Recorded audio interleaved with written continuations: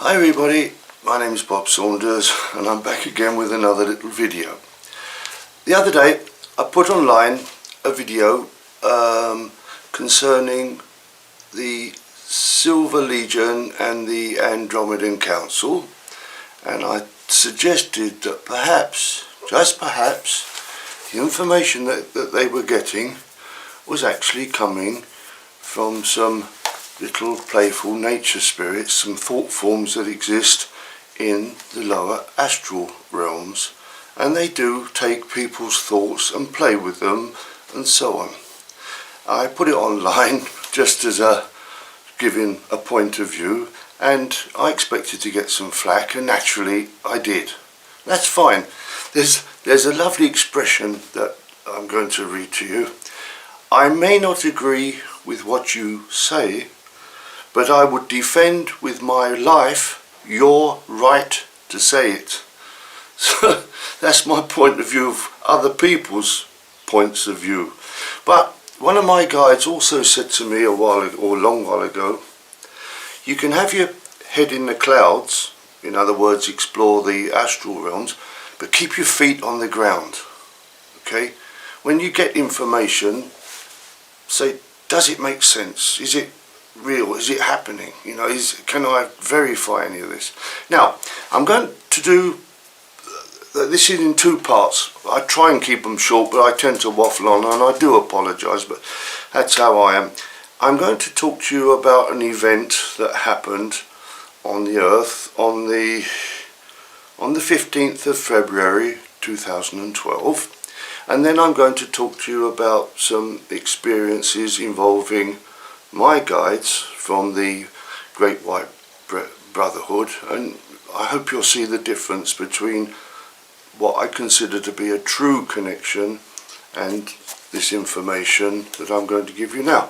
Now, in a place called, so I'm reading this, so please bear with me, in the Nicobar Islands, on the southeast of the Bay of Bengal, on the 15th of February 2012, there was a 5.1 earthquake.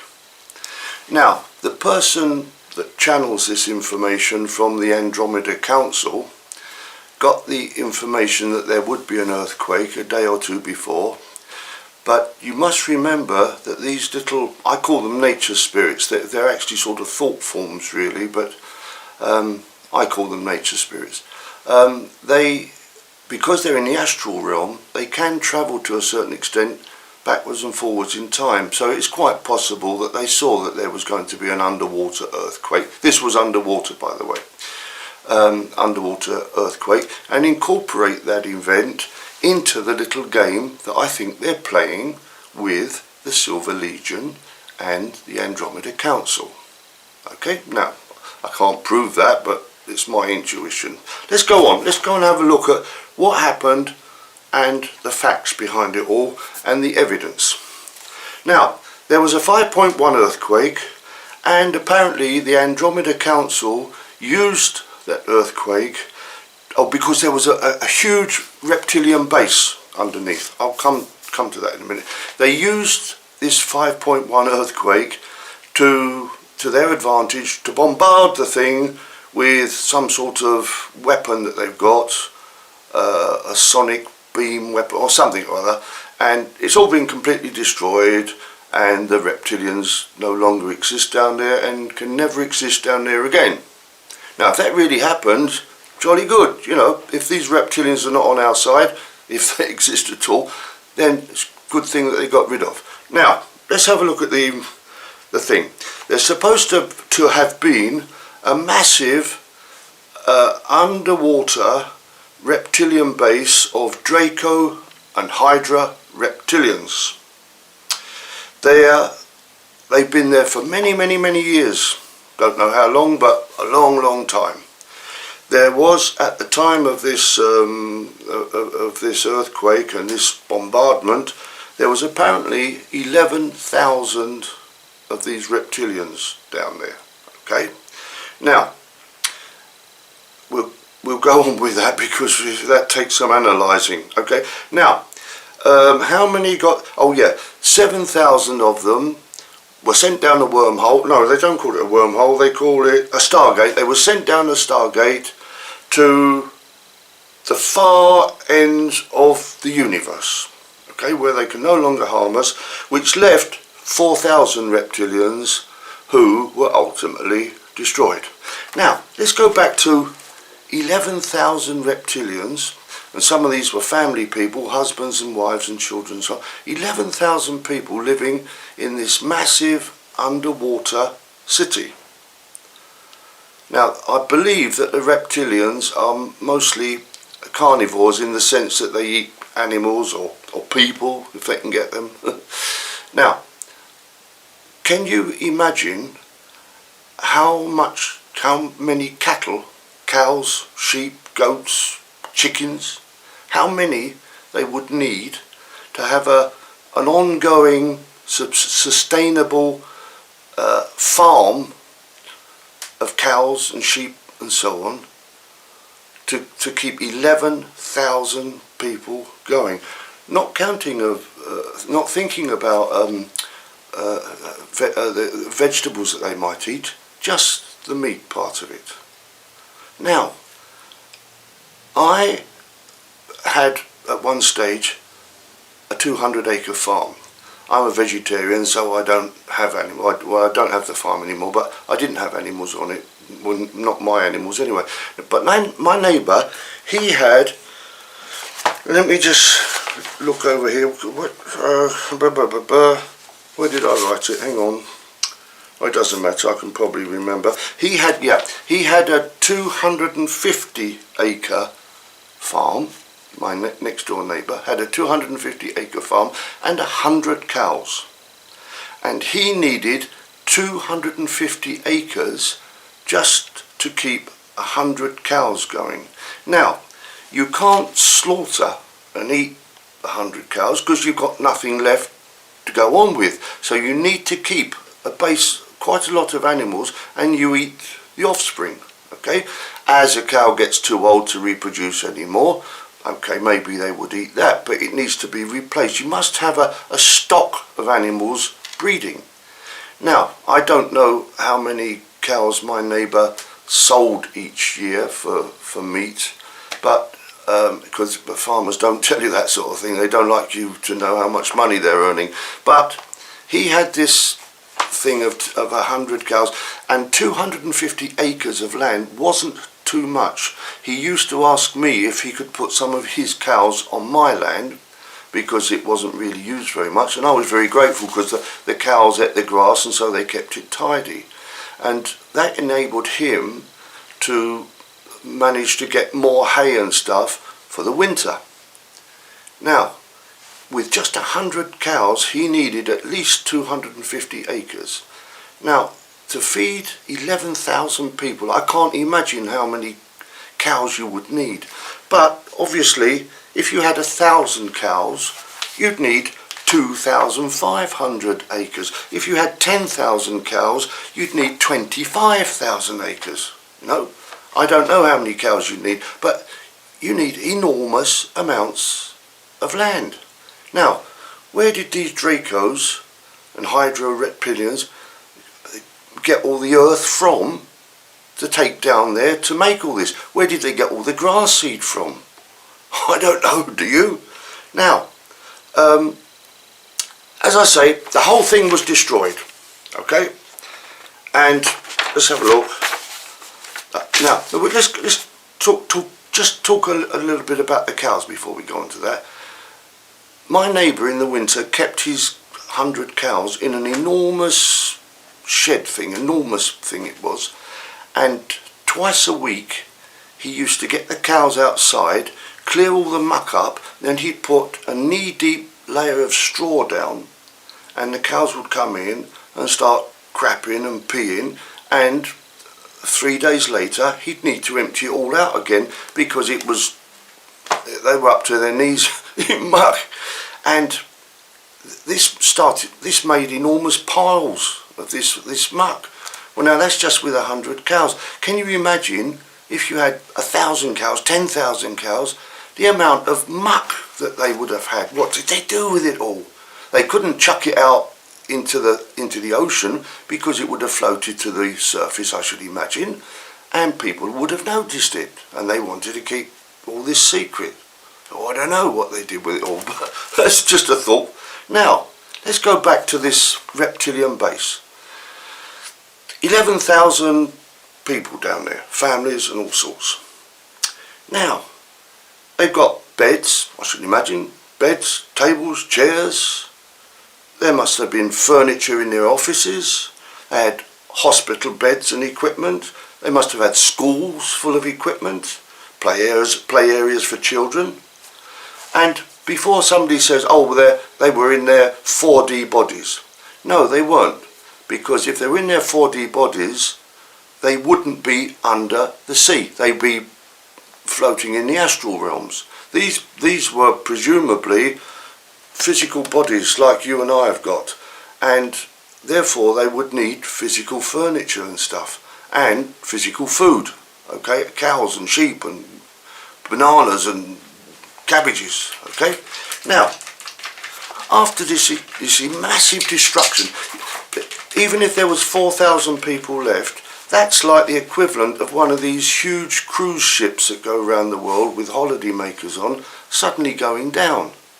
Now, if one of those went down somewhere in the ocean, a few days later, you start to see, unfortunately, bodies floating to the surface. You start to see wreckage and furniture and all sorts of things floating to the surface. Now, in this case, this vast underwater city, there's not one reptilian body floating on the surface.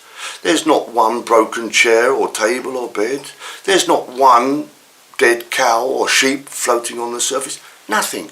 No evidence at all that there was ever any life actually down there. The earthquake happened, but was there really one of these Draco cities down there? I don't know.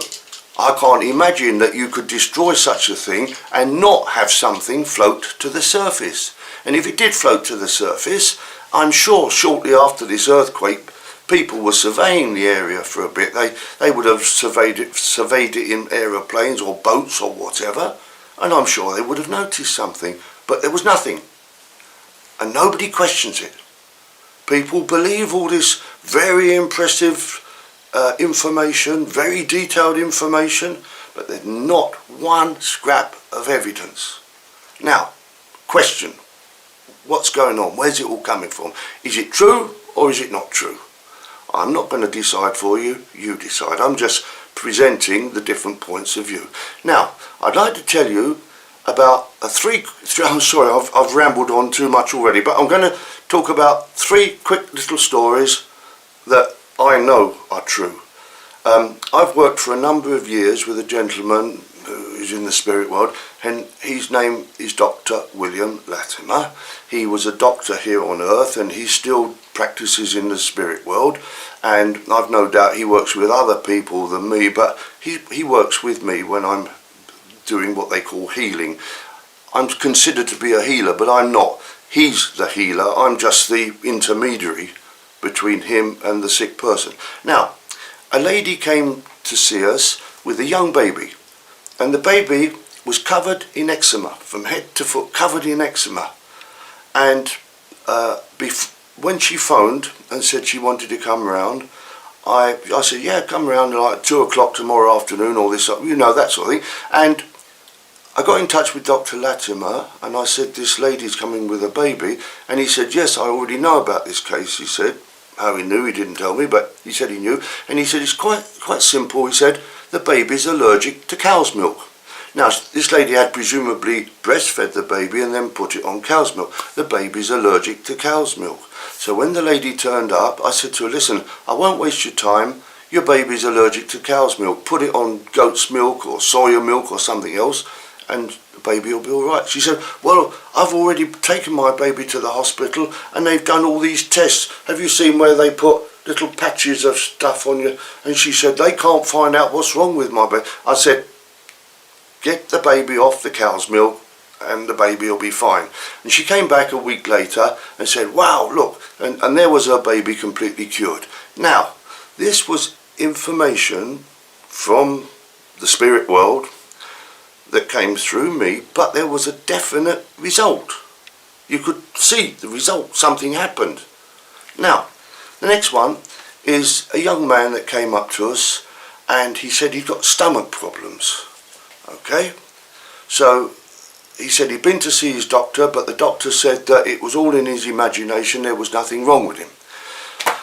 So I said to Dr. Latimer, what's wrong with this young man? He said, this young man's got a serious problem, I can't cure him, he's got a constriction of the lower bowel or something, and he's got to go to hospital for an operation, I can't help him. Tell him to go to see his doctor. Now, in some countries, in order to go for an operation, you need to get a letter, first of all, a letter of referral, I think it's called, from your doctor, and then you get reimbursed by the social security system of the country. If you go under your own steam, you've got to pay for it yourself. Anyway, I said to him, go back and see your doctor and tell him you want a note for the hospital. And he came back to see us a couple of days later and he said, my doctor refuses to give me a letter of referral. So Dr. Latimer said to me, and I said to him, and I repeat exactly what the doctor says, he said, go back and see your doctor and tell him you want this note, and if the doctor doesn't want to give you this letter of referral, you want a letter from the doctor saying that in his professional opinion there's nothing wrong with you and it's all in your mind. Okay? Which would kind of frighten the doctor, I should imagine. So I didn't see the guy for a couple of weeks, and all of a sudden he reappeared and he said, wow, he said, thanks very much for all the help you give me. He said, I went back and saw my doctor and I told him exactly what you told me, that if he didn't want to give me a letter for the hospital, would he please give me a letter saying that there was nothing wrong with me, in his professional opinion. And he said, oh, I'll write you a letter. And he wrote this little letter out, and the man went straight to the hospital.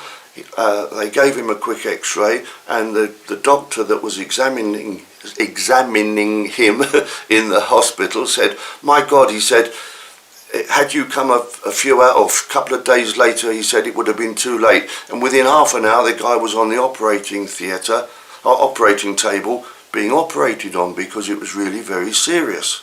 Okay, now that's another example of information and a result, something positive you could see and touch. And now the last one actually happened to one of our sons when he was a young man. It was sort of evening time, and he'd gone out playing with some friends of his. They messing about, you know, the way kids do.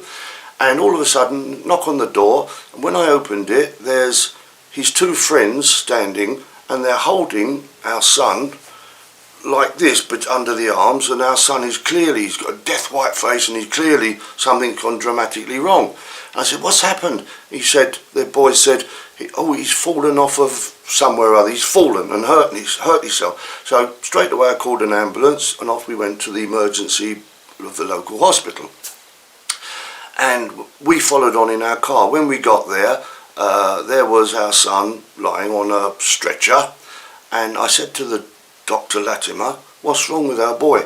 And he said, he's got concussion, he's got a broken arm, but most of all, he said, he's got a serious problem down the... You know when your spine comes down and joins another part of your body? I think it's called the coccyx or something. I told you, they call me a healer, but I don't know too much about all this.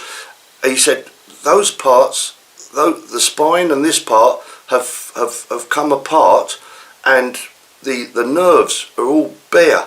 He said if he walks, he'll cut these nerves and he'll finish up paralysed and in a wheelchair for the rest of his life. He must lay flat until it all joins back together again. Okay? Now, a lady doctor came up and said, right, we're going to x-ray your son, and they wheeled him off, and she came back a little while later and said, right, your son's got concussion, he's got a broken arm, and we're going to patch him up and he can go home. I said, oh, hold on, I said, there's a problem here somewhere. I said, he's got a problem down where his spine joins his coccyx or whatever it's called. And she said, no, she looked at an x-ray that they'd taken. No, there's nothing wrong with him. I said, but what direction did you take the x-ray from? She said, from vertically above. I said, but you must take one from the side, I said, because that's where you'll see the problem. No, no, no, I'm a professional doctor, I know what I'm talking, you know, the attitude of these doctors. And I insisted, and in the end, I said, I'm not leaving this hospital until you've shown me in an x-ray that there's nothing wrong with my son. So in the end, oh, I will have another x-ray. And she went off, and she came back a little while later, and she was white. And she was an Indian, you know, a Hindu lady, but she was white. She said, my God, she said, how did you know? Thank God, thank goodness you sussed this, she said, because your son's spine's come away from the lower bit, she said, and had he tried to walk, he would have been paralysed. Exactly what Dr. Latimer told me. So our son stayed in hospital for 2 or 3 weeks, and he came out, and he's okay now. But once again, another message from the spirit world that's got a positive result. It's the truth. Now, if you go back to all this stuff that from the Andromeda Council, it's all very posh sounding with these committees and these commander this and chairman that. But there's never any evidence. They never come down and show themselves. They never actually produce any evidence. And as I say, this earthquake and so on, where they're supposed to have destroyed this reptilian base, surely to God there would be something floating on the water. One reptilian body. That's all I'm asking. One dead cow. But there's nothing. So, where's the information coming from? Is it true or is it a load of nonsense? I've said before, and I think it's highly possible, and I'm sorry to say it because I would love it to all be true, but I'd rather think they're being played games with by these little thought forms in the astral world, astral realm. Okay, but you decide, and I'll speak to you another day, okay? And then this battle's going to stop. I'm not going to go on battling with people, because it's not my way at all. I've just expressed what I want to say, and that's the end of it. Okay, bye. I'll speak to you another day. Bye.